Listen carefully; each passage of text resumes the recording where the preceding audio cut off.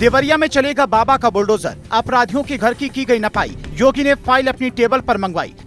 10 घंटे तक आरोपियों के घर की चलती रही नापजोख। योगी ने बच्चे से किया है इंसाफ दिलाने का वादा। क्या इन आरोपियों की भी पलटेगी कार या योगी ने सोच रखा है कोई और उपाय? हो रही है सख्त कार्रवाई की मांग। देवरिया में जो कुछ हुआ वो पुलिस प्रशासन की दामन पर एक धब्बे की तरह है, क्योंकि ये केस लंबे समय से चल रहा था और पीड़ित परिवार बार बार शिकायत कर रहा था। लेकिन पुलिस तब जागी जब एक परिवार पूरी तरह से तबाह हो गया।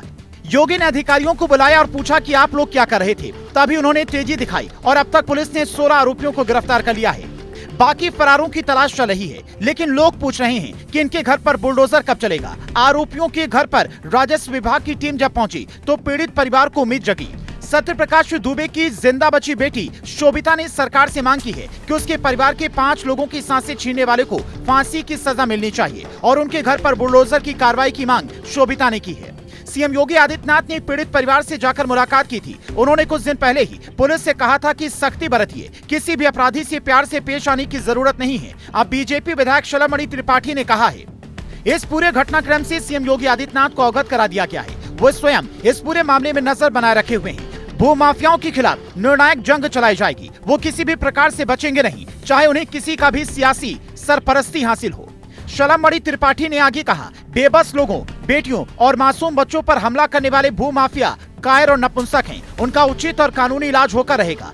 साथ ही इस मामले में दोषी महाभ्रष्ट राजस्व अधिकारी, कर्मचारी एवं प्रशासनिक अधिकारी भी अपनी करनी का फल भुगतने को तैयार हैं। मतलब अधिकारियों पर भी गाज गिरना तय है, क्योंकि ये पूरा झगड़ा 10 बीघे जमीन को लेकर था। पंचायत की जमीन पर आरोपी ने आलीशान मकान बना रखा है, लेकिन आज तक किसी ने उस पर कार्रवाई की जहमत नहीं उठाई।